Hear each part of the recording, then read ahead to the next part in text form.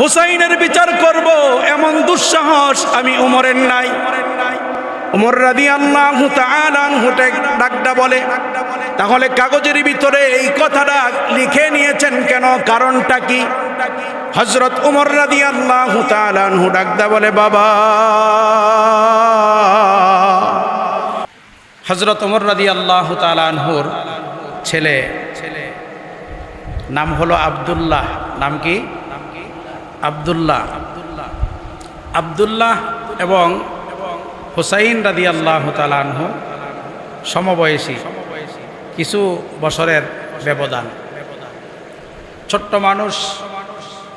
আমিরুল মুমিনিন হযরত উমর তখন অর্ধজাহানের বাদশাহ, পুরা পৃথিবীর অর্ধেকটা পৃথিবী শাসন করে হযরত উমর রাদিয়াল্লাহু তাআলা আনহু। ওই উমরের ছেলের নাম হলো আব্দুল্লাহ।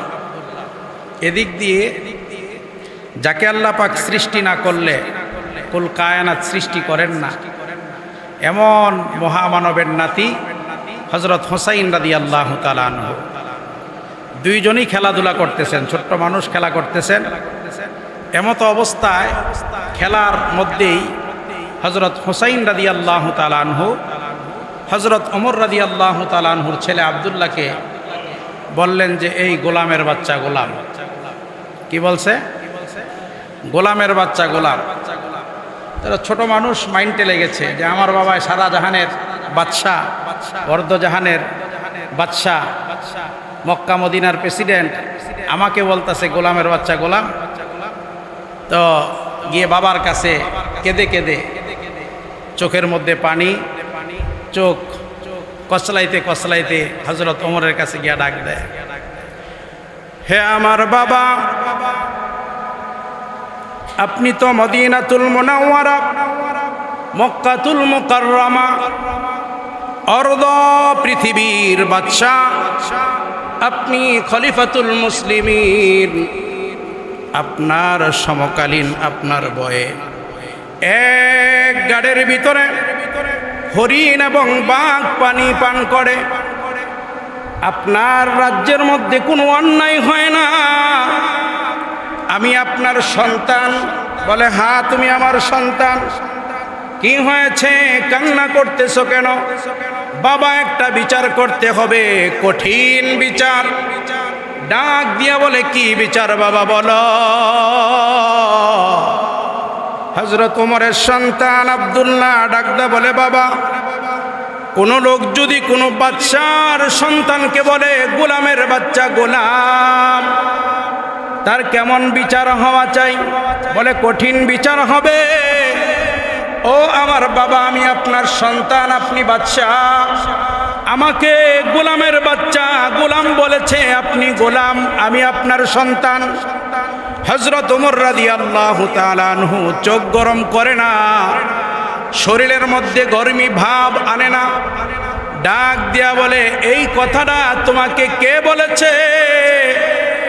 বলে, হযরত আলী রাদিয়াল্লাহু তাআলা আনহুর সন্তান হযরত হুসাইন আমাকে বলে আমি নাকি গোলামের বাচ্চা গোলাম।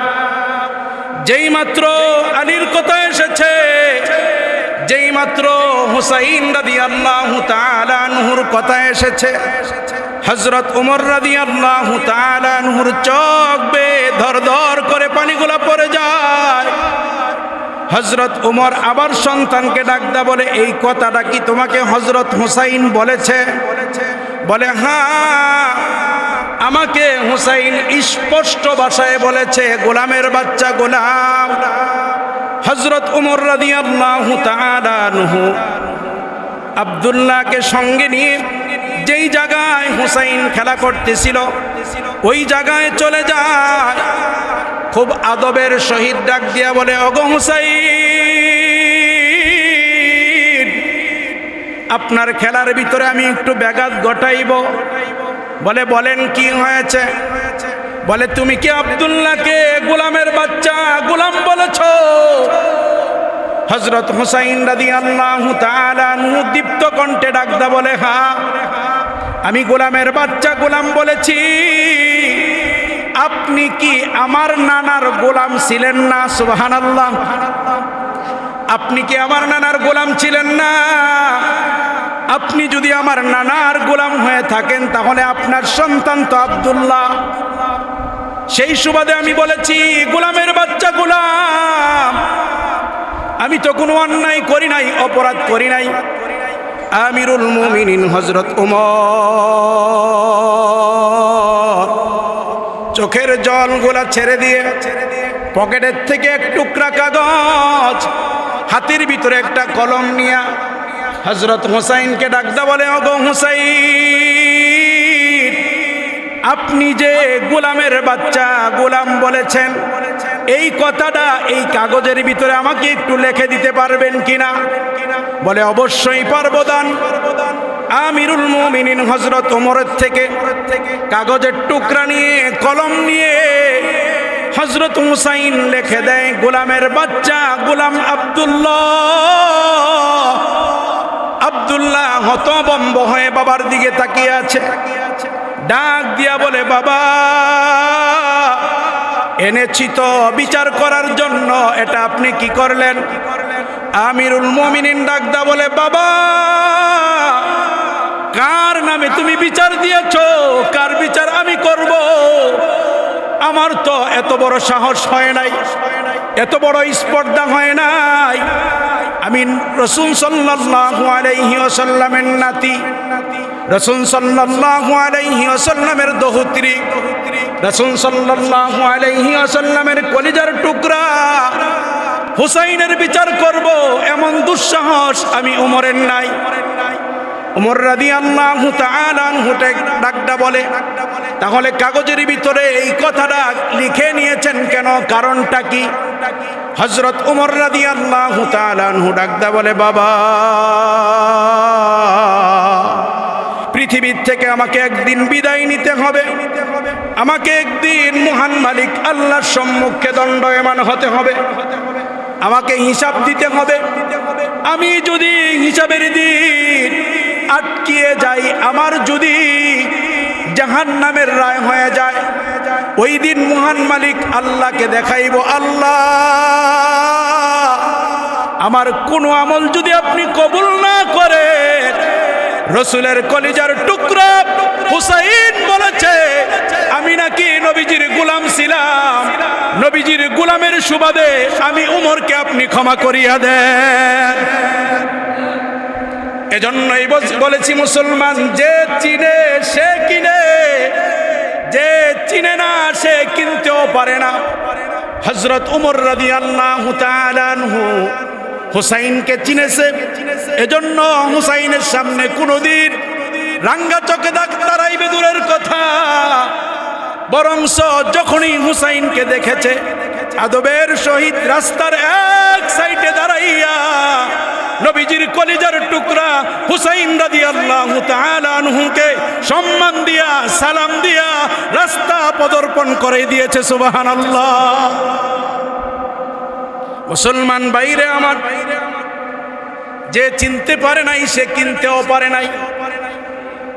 এই মুহররম মাস আসলে নবীর আশিকদের, নবীর পিয়ারা উম্মতদের কলিজার ভিতরে দাগ লাগে, কলিজা ফাটিয়া চিৎকার আসে। মুহররম মাস এটা আল্লাহর কাছে সম্মানিত মাস। এই মুহররম মাসে আল্লাহ পাক হযরত আদম আলাইহিস সালাতু ওয়াস সালামকে সৃষ্টি করেছে। মুহররমের 10 তারিখে আল্লাহ পাক আদমের দেহের ভিতরে রূহ দিয়েছে। সুবহানাল্লাহ। মুহররমের 10 তারিখে আল্লাহ পাক আদমকে জান্নাত থেকে বের করেছে। মুহররমের 10 তারিখে নূহ আলাইহিস সালাতু ওয়াস সালামের উম্মত প্লাবনে ভাসতেছিল নৌকার উপরে। ওই মুহররমের 10 তারিখেই মুক্তি দিয়েছে। হযরত নূহ আলাইহিস সালাতু ওয়াস সালামকে মুক্তি দিয়েছে মুহররমের 10 তারিখে। হযরত মূসা আলাইহিস সালাতু ওয়াস সালামকে মুক্তি দিয়েছে মুহররমের 10 তারিখে। হযরত আইয়ুব পয়গম্বরকে আমার আল্লাহ সুস্থ করেছে মুহররমের 10 তারিখে। মুহররম মাসটা আমার আল্লাহর কাছে এমনি অত্যন্ত দামি, কিন্তু মুহররমের 10 তারিখ আসলে নবীজির উম্মতদের কলিজা ফাটিয়া চিৎকার আসে, মুঝে কুফা ওয়ালো মুসাফির না সমঝো, मुझे कूफा वालो मुसाफिर न समझो, मैं आया नहीं हूँ बुलाया गया हो, मैं आया नहीं हूँ बुलाया गया हो। এটার অর্থ কি বুঝে? কবি ইকবাল ডাকদা বলতেছে, ও কুফাবাসী, হুসাইন রাদিয়াল্লাহু তাআলা আনহু কুফাবাসীকে ডাকদা বলতেছে, হে কুফাবাসী, তোমরা আমাকে মুসাফির ভাবিও না, আমি এমনিতে আসি নাই, আমাকে দাওয়াত দিয়ে আনা হয়েছে। এটাই কবি ইকবাল বলে, मुझे कूफा वालो मुसाफिर न समझो, मैं आया नहीं हो बुलाया गया हो, मुझे कूफा वालो मुसाफिर न समझो। मैं মদিনাতুল মুনাওয়ারায় আসে